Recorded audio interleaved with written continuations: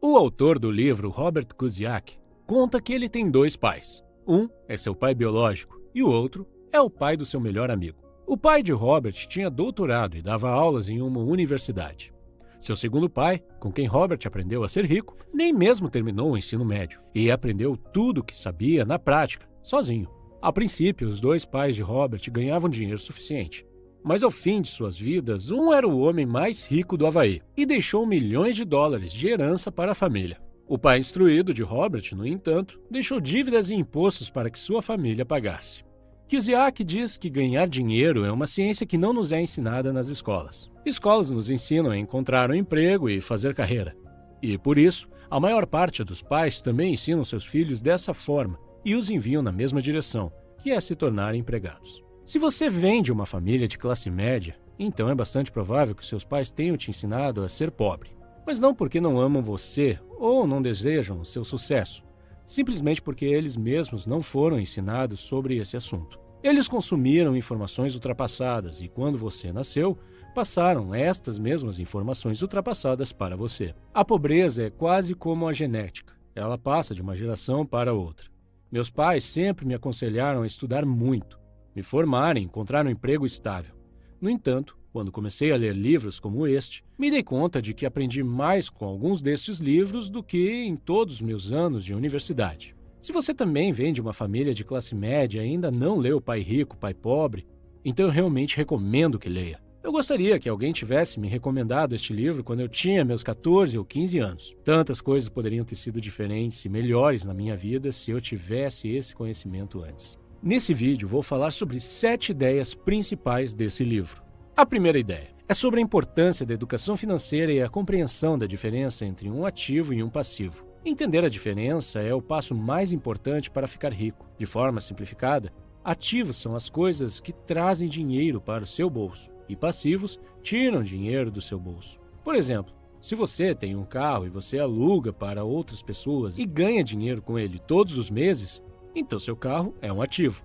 Mas se você tem um carro para uso pessoal e precisa gastar todos os meses com consertos, manutenções, etc., então ele é um passivo. Exemplos de ativos são imóveis de aluguel, ações empresariais, metais preciosos, etc.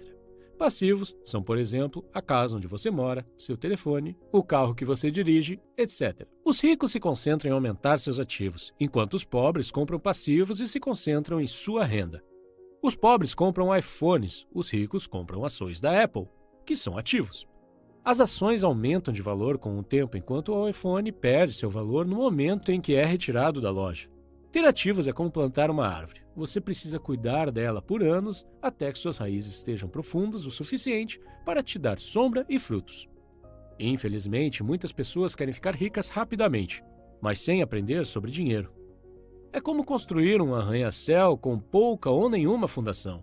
E é por isso que você vê pessoas que ganham muito dinheiro, mas depois de alguns anos acabam perdendo tudo. A segunda ideia é esta.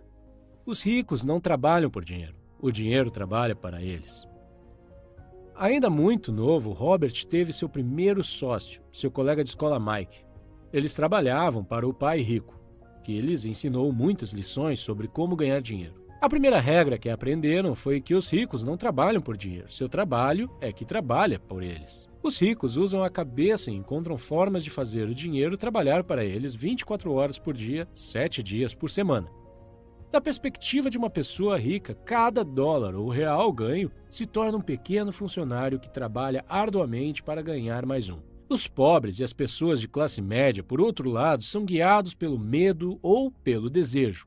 Eles têm medo de não poder pagar suas contas, então trabalham ainda mais. Ou então, quando ganham mais dinheiro, seu desejo entra em ação e começam a gastá-lo com passivos, como, por exemplo, carros melhores, casas maiores, etc. E devido a esses medos e desejos, não querem investir seu tempo e dinheiro em novas oportunidades.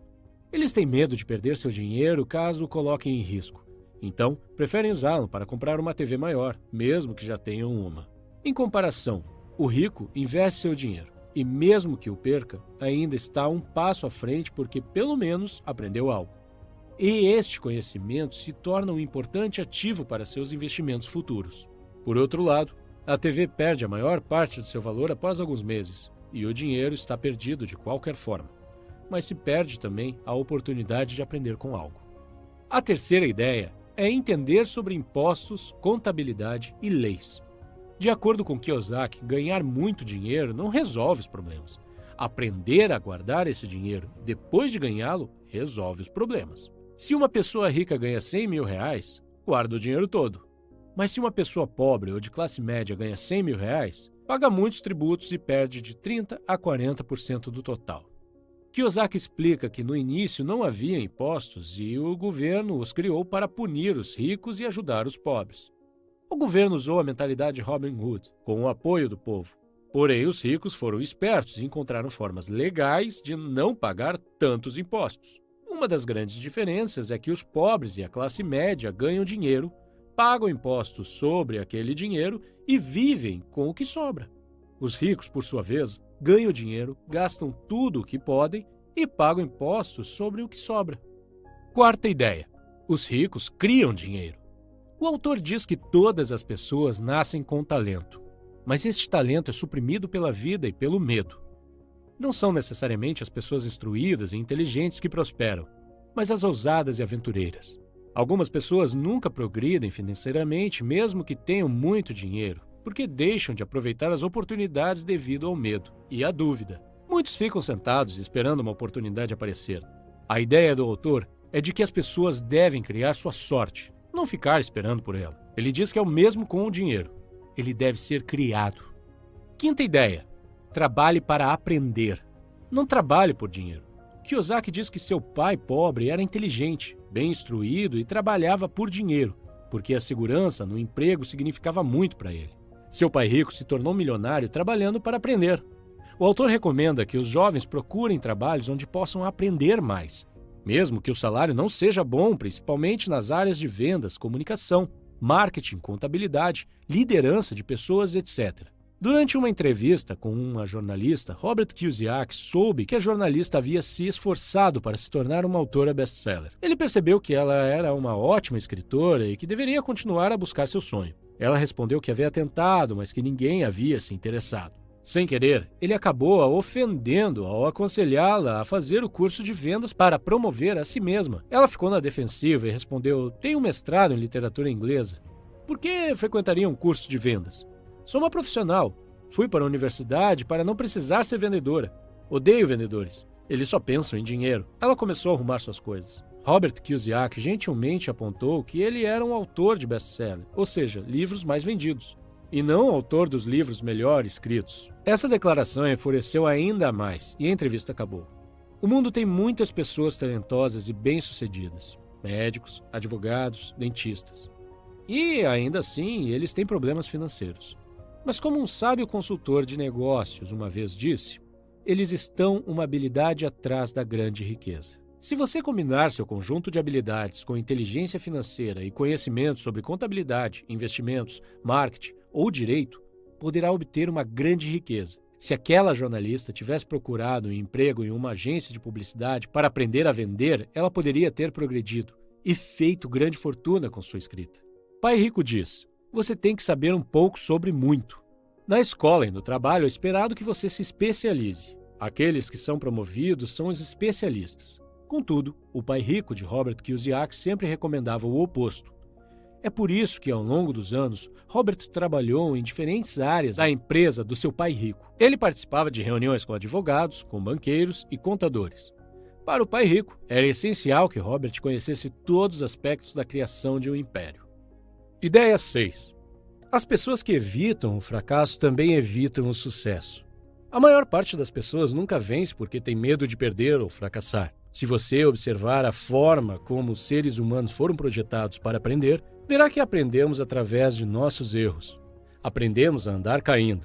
Se nunca caíssemos, nunca andaríamos. O mesmo vale para aprender a andar de bicicleta. O mesmo vale para ficar rico.